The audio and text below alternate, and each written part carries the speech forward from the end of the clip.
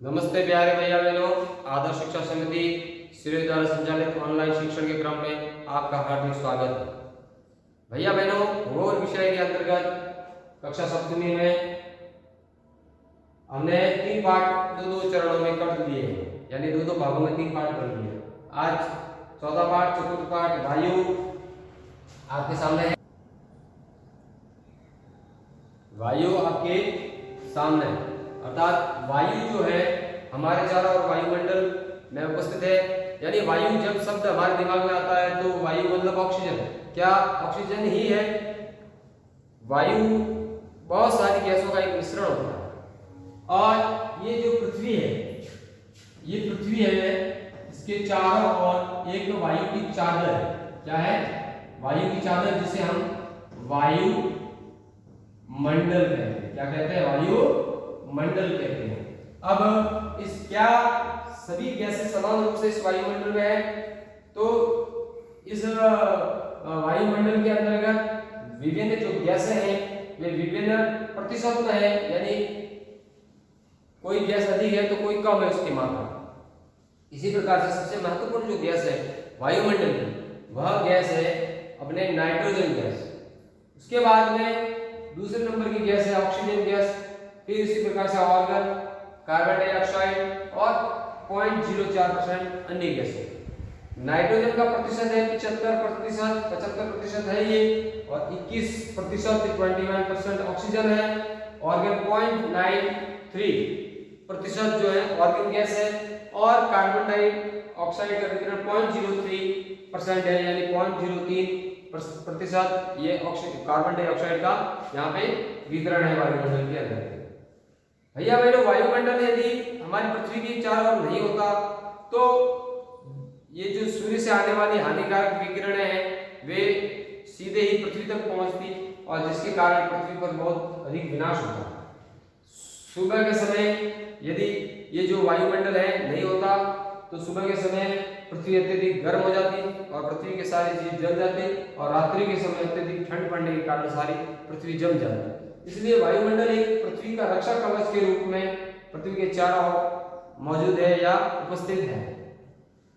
भैया बहनों, जब हम श्वास लेते हैं तब उसका नाइट्रोजन का कुछ हिस्सा हमारे फेफड़ों में चला जाता है, लेकिन कुछ समय बाद जब हम ऑक्सीजन या श्वास को छोड़ते हैं तब नाइट्रोजन गैस पुनः बाहर आ जाती है। परंतु पेड़ पौधों के अंतर्गत नाइट्रोजन गैस बहुत ही महत्वपूर्ण गैस है। यह पेड़ पौधे से सीधे न लेकर जड़ों के द्वारा, मिट्टी के द्वारा ग्रहण करते हैं और विभिन्न जीवाणुओं के द्वारा ग्रहण करते हैं। उसके बाद में दूसरी गैस, महत्वपूर्ण गैस, जिसका वायुमंडल में 21% हिस्सा है या 21% तक फैली हुई है, इस गैस को ऑक्सीजन गैस कहते हैं। ऑक्सीजन गैस, ऑक्सीजन जो गैस है वह मनुष्य के लिए, प्राणी मात्र के लिए बहुत ही आवश्यक है। इसके बिना मनुष्य जीवित नहीं रह सकता। ऑक्सीजन गैस कहां से प्राप्त होती है? तो पेड़ पौधे प्रकाश संश्लेषण की क्रिया में, सूर्य की उपस्थिति में जब प्रकाश संश्लेषण की क्रिया करती है तब ये जो है ऑक्सीजन गैस का निर्माण होता है। प्रकाश संश्लेषण की क्रिया विज्ञान विषय के अंतर्गत आपने पढ़ा होगा कि पेड़ पौधे की जो पत्तियां होती है वह सूर्य के प्रकाश में जल और कण हरित की उपस्थिति में क्या बनाती है? भोजन बनाती है।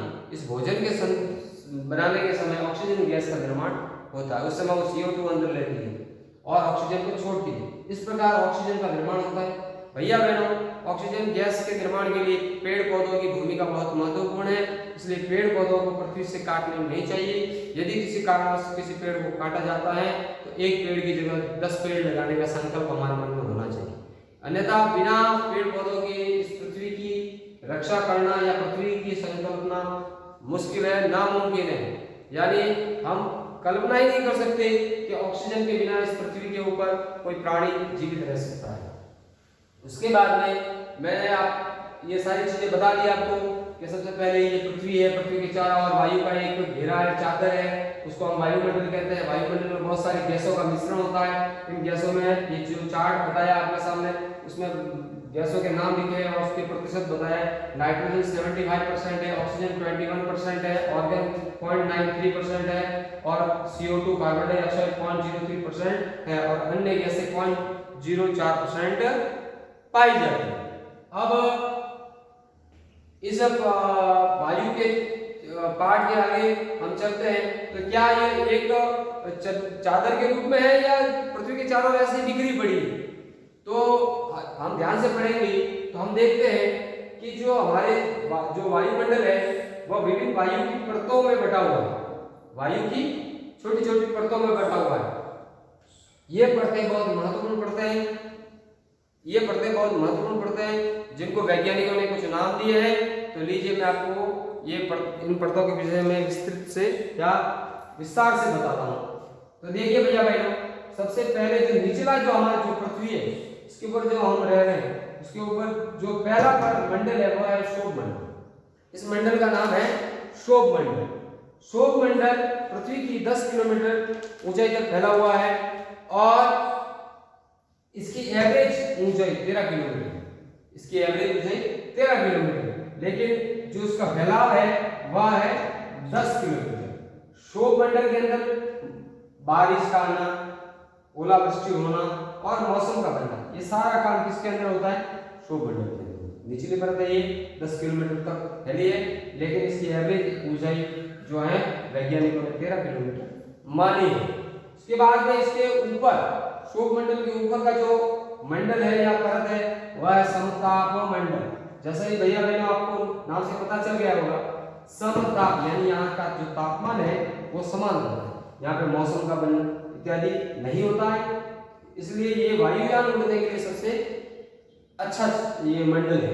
इसी के अंदर ये वायुयान उड़ते हैं।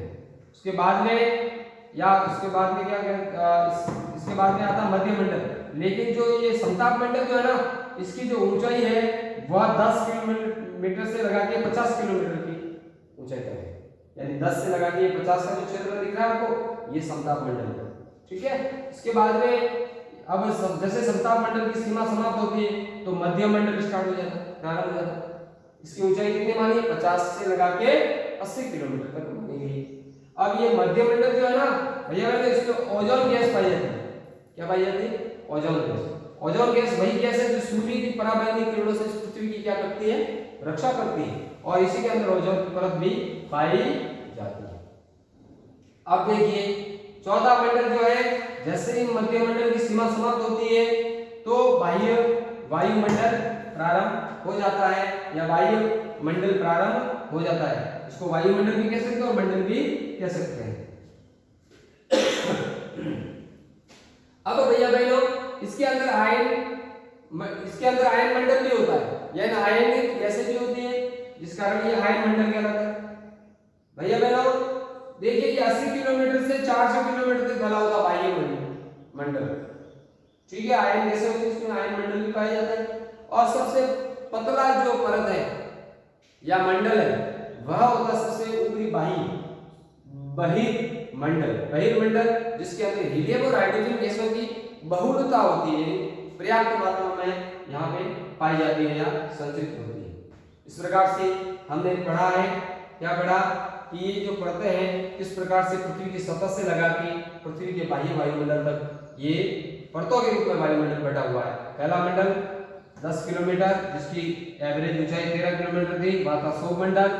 दूसरा मंडल जिसकी ऊंचाई 50 किलोमीटर थी, समताप मंडल, जिसके अंदर तापमान समान रहता है, वायुयान उड़ते हैं। तीसरा मंडल मध्य मंडल, जिसके अंदर उनका प्रवेश करते ही नष्ट हो जाती है, इसकी ऊंचाई 80 किलोमीटर है और इसी के अंदर ओजोन परत पाई जाती है जो सूर्य से आने वाले पराबैंगनी किरणों से हमारी क्या करती है भैया बहनों? रक्षा करती है। उसके बाद में भैया बहनों बाह्य वायुमंडल जो 80 किलोमीटर से 400 किलोमीटर तक फैला होता है, जिसके अंदर आयन मंडल होता है। और उसके बाद में सबसे बाह्य मंडल होता है बहिर्मंडल, जिसके अंदर हीलियम और हाइड्रोजन गैसों की बहुलता होती है। इस प्रकार से इस पाठ को हमने आज ये पहला जो चरण है वो पढ़ा, कल इसका दूसरा चरण आएगा आपके सामने। और ये जो चार्ट है और ये जो परतों का चित्र है आप अपनी पुस्तक के अंदर ध्यान से पढ़ेंगे। इसके अंदर थोड़ा इस चित्र को बड़ा बनाया गया है, मैंने समझाने की दृष्टि से इसको छोटा बनाया है। आपको शीघ्रता से समझ में आ जाए। तो सीमा वही होगी जहां ये खत्म होगी। जैसे ये 10 किलोमीटर 13 किलोमीटर पर है तो 13 किलोमीटर से ये सीमा संताप मंडल की प्रारंभ हो जाती है। भैया बहनों, अब हम सब इस पाठ के प्रश्नों की पीडीएफ दी जाएगी, उस पीडीएफ को ध्यान से देखना है और उसको उसके जो प्रश्न उत्तर है उसको करना है।